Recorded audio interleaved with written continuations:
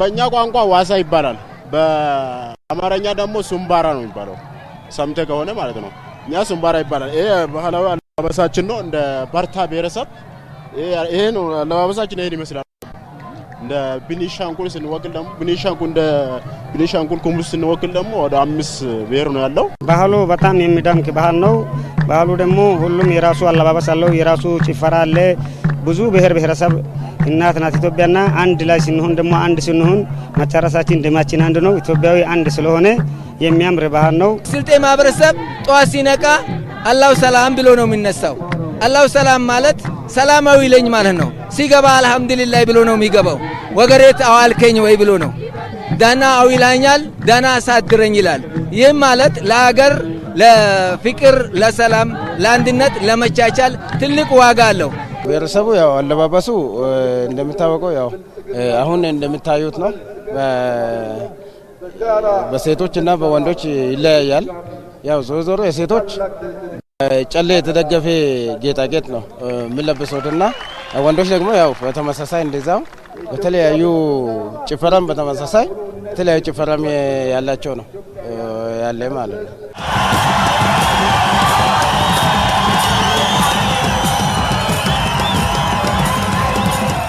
ኢትዮጵያዊነትን ትክክለኛ ኢትዮጵያን ኦሪጂናል ኢትዮጵያን የሚታይበት አደባባይ ነው የብሔር ብሔረሰቦች በዓል ሲከበር እጅግ ልዩ በሆነ ሁኔታ የታየኝ ምንድነው የተለያዩ ቀለሞች አሉ የተለያዩ አልባሳቶች አሉ የተለያዩ አጨፋፈሮች አሉት ይሄን የተለያዩ አጨፋፈሮች እንድናይ የሚጋብዝ ትልቅ ሜዳ ወይም ትልቅ አደባባይ ነው ሌሎችን የብሔር ብሔረሰቦችን ባህልና አለባበስ የባህል ልውውጥ ሲያዩ እንዳው በጣም ነው ደስ ያለኝ በእንደዚህ አይነት እንዳው የባሰ የቀረም ካለ እንዳው ወጥቶ እንደዚህ የባህል ልውውጥ ሲደረግ እንደዚህ አይነት ሁሉ ግንኙነት ሲደረግ በባህል ስፖርት በእነዚህ በብሔር ብሔረሰቦች በተለያዩ መንገዶች የባህል ግንኙነት ሲኖር በጣም ነው ደስ ያለን በጣም ያስተሳስረናል ብዬ አስባለሁ ብሔራዊነት በጣም የሚገርም ነው እንደምታውቀው በማዕከላዊ ኢትዮጵያ ክልል ለመጀመሪያ ጊዜ ነው ይሄ በዓል እየተከበረ ያለው እና የበዓሉ ድባብ እጅግ ያማረ ነው ትክክለኛ ኢትዮጵያዊነትን እዚህ ጋር ነው የምናየው ትክክለኛ ወንድማማችነትን ትክክለኛ ኢትዮጵያዊ አብሮነትን የጋራ የሆኑ ሴቶቻችንን ምናበለጽግበት መድረክ ነው ብዬ ነው ማስበው በህብር ብዙ ነገር እንደምንችል በህብር ማሳየት እንደምንችል እንዲህ በህብረት ስንሆን በጣም ትላልቅ ፕሮጀክቶችን እንደ ሀገር መንገነባ ሀያል ሀገር መሆናችንን የሚያስገነዝብና እርስ በርስ መተሳሰር የባህል ልውውጥ የቋንቋ ልውውጥ ወንድማማችነትን እህትማማችነትን የሚያጠናክር በዓል ነው ኢትዮጵያ ብሔር ብሔረሰቦች በአመት የሚከበረውን በዓል በጣም መስናና በጣም ደስታ ይሰማኛል ማለት ነው ህብረ ብሔራዊ አንድነት ነው የሚታወቀው ብዙ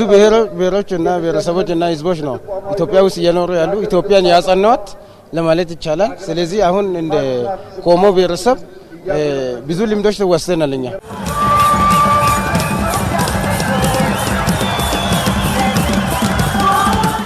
ምንም አይነት የሚያለያይ ጉዳይ ቢኖር እንኳን የሀገራዊ ጉዳይ ላይ ሁሉም ብሔረሰቦች በጋራ መስራት እንደሚችሉ የኢትዮጵያ የህዳሴ ግድብ ለኛ ማሳያችን ጭምር ነው የብሔር ብሔረሰቦች በዓል የሚከበረው በታላቁ የህዳሴ ግድብ ምረቃ ዋዜማ ካለፈ ማግስት በመሆኑ እጅግ ደስ ይላል ምክንያቱም በደስታ ላይ ደስታ ድርብ ደስታ ነው ኢትዮጵያ ወደ ላይ እያደገች ነው ከፍ እያለች ነው የኢትዮጵያ ህዝብ ተስፋው እየለመለመ ያለበትና ወደ ከፍታ በብልጽግና ማማ የሚወጣበት ጊዜ ስለሆነ በእውነት ይሄ ብሔር ብሔረሰቦች በዓል ለየት ያደርገዋል ከሌሎች ጊዜ በጣም ይለያል ብዬ አስባለሁ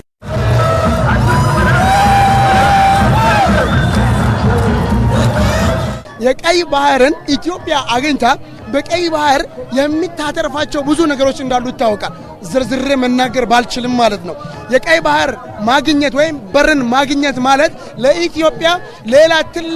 ትልቅ ሀብት ማምጣት ነው የቀይ ባህር ፕሮጀክት የሁላችንም የኢትዮጵያን እቅድና ዓላማ ነው ስለዚህ ሁላችንም ትላንት እንደሰራ ነው ዛሬም ሰርተን ለዓለም ማሳየት የሚችል ህዝብ ነው የሚል እምነት አለኝ